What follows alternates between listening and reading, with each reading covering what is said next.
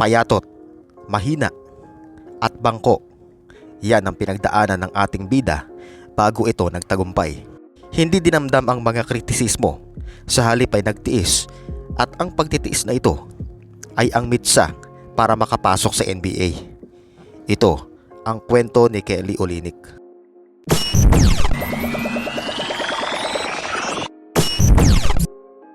Si Kelly Tyler Olynyk ay isang Canadian na nagmula sa Toronto, Ontario, Canada.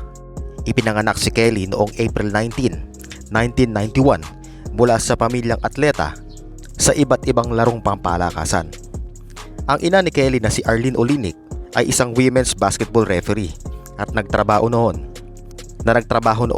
sa Toronto Raptors bilang scorekeeper, samantalang ang kanyang ama naman na si Ken Olynyk ay isang batikang coach ng University of Toronto at naging coach din ng Canadian national team. Dahil sa coach ang ama ni Kelly, ay nakamulatan nito ang mga gym practice at clinics. Kaya 4 years old pa lamang ito noong unang isinama si Kelly sa gym. Natuto ng basic skills at fundamentals ang ating bida. Ang kanyang ama mismo ang naging gabay niya para mas malawak na matutunan ang larong basketball. Yung footwork, passing at shooting, yan ang ipinamana ng kanyang ama sa kanya. Pagkatapos sa mga practice na pinangangasiwaan ng kanyang ama, ay siya naman mag-isa ang nag-iensayo. Kakaibang training ang isinalin ng kanyang ama sa kanya. Isipin mo, nag-dribble si Kelly ng tennis ball habang naglalakad para sa kanyang handles. Nag-wall passing ito ng 500 beses araw-araw. At kaliwang kamay ang ginagamit sa mga ensayo para maging ambidextrous ito. Nag-aral si Kelly sa South Kamloops Secondary School sa British Columbia.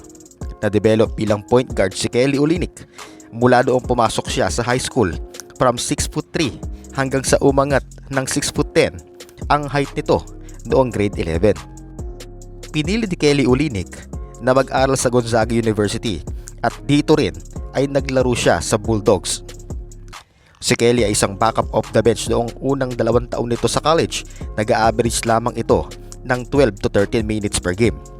Pero kapag ipinapasok naman siya sa loob, ay nakikitaan naman ito ng potensyal, kung kaya't binigyan ng pagkakataon si Kelly para mas ma-improve pa nito ang kanyang laruan.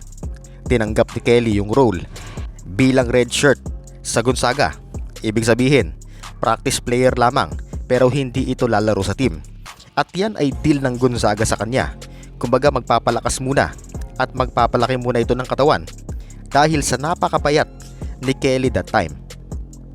Ginawang project player ng Gonzaga ang ating bida, pero sa kabila noon, tinanggap ni Olynyk yun nang walang misinterpretation.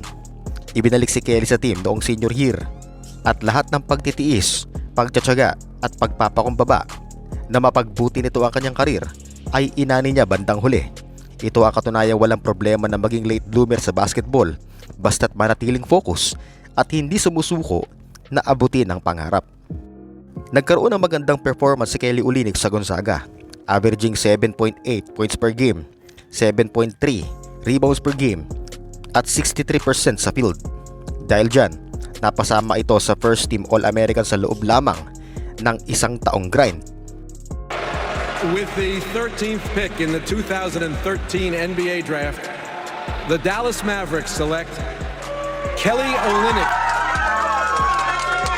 2013, na magkapalad na makapasok si Kelly sa NBA at draft ito ng Dallas Mavericks as 13th overall pick. Kaso pinagpalit agad ng Mavs papuntang Boston Celtics kapalit ni Lucas Nogueira kasama ang 2 future second round picks. Sa Boston Celtics ay kapansin-pansin ng isang Kelly Olynyk. Bagamat payat pa rin si Kelly ay nagpakita ito na kaya niya mag-provide para sa Celtics. Natuwa sa kanya si Brad Stevens dahil sa basketball IQ nito. Bukod sa effective backup center forward ito that time, ay malaki ang potensyal na nakikita sa kanya ng management. 2015 playoffs run, Round 1, Game 4, isang kontrobersyal na pangyayari ang nagawa ng ating bida kung saan kinamuhian ito ng buong Cavaliers Nation. Si Kelly Olynyk at Kevin Love ay nagpukpukan sa ilalim ng basket. Naglock ang mga braso nila parang armbar sa wrestling. Hinilan ni Kelly ang braso ni Kevin Love pababa, habang si Kevin Love naman ay pataas ang movement.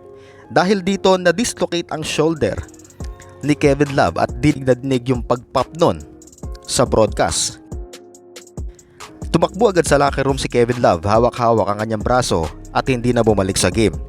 Dahil sa insidente ay binansag ang dirty player si Kelly Olynyk ng Cavs fans dahil di umano sinadya ito ng big man.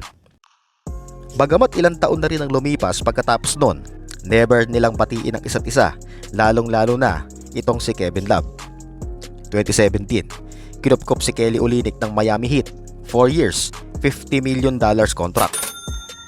Napakinabangan si Kelly Olynyk ng Miami, lalong-lalo na nung nakapasok ito sa playoffs ng 2020 sa bubble. Pinansagang playoff Kelly ang ating bida.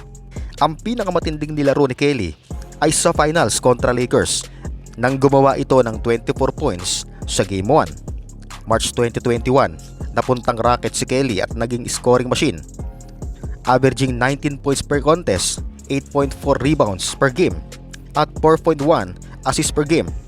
Pero after 3 months sa Rockets, ay lumipad na ito patungong Detroit Pistons. Pagpasok niya ng Pistons ay naging short stint lang ito, veteran mentor role lang, dahil injured siya noon. Isa pa, nasa rebuilding process ang Detroit ng mga panahong yun. May klima na naging panahon ni Kelly sa Pistons ay tumatak ito sa kanyang mga kakampi. Tinawag itong Coach Kelly dahil tinuturuan niya ang mga bata ng reads, screens at footwork. Siya rin ang nagturo at tumulong kay Cade Cunningham na mag-adjust sa NBA noong mga panahong bago pa lamang ito. Sumunod na assignment ni Kelly Olynyk ay ang Utah Jazz, kung saan kinailangan ang kanyang veteran presence at pagiging playmaking big para kay Lauri Markkanen. Dito sa Jazz ay Point Olynyk naman ang tawag sa kanya. Dama ng Jazz na swerte sila dito. Triple threat sa high post, shooter, passer at kaya mag-drive going hard to the basket.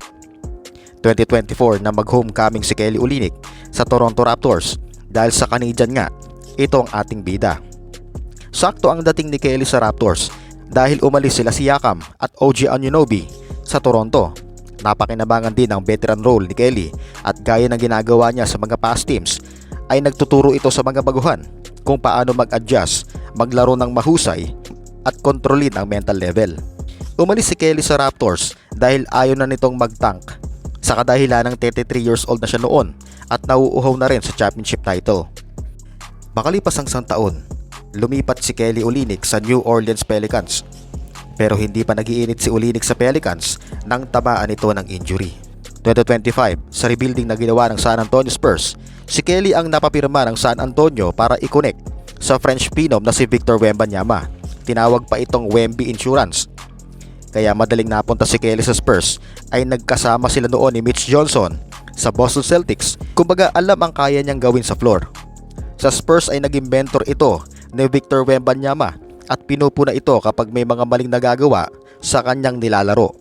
Bagamat wala ng playing time si Kelly sa Spurs, ay minahal naman ito ng San Antonio Spurs fans at pilit na nire-request na maglaro ito lalong-lalo na noong NBA Finals kontra New York Knicks noong June 2026. Si Kelly Olynyk ang tipo ng player na masasabi kong napaka-humble at malawak ang patience sa professional basketball. Lahat ng negatibo ay nagagawa nito na maging positibo.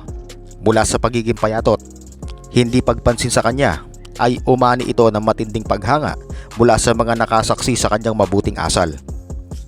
Si Kelly Olynyk din ang magandang halimbawa ukol sa pagsasalin ng mga kaalaman sa mga baguhan sa larangan na kanya namang natutunan sa mga nauna rin sa kanya.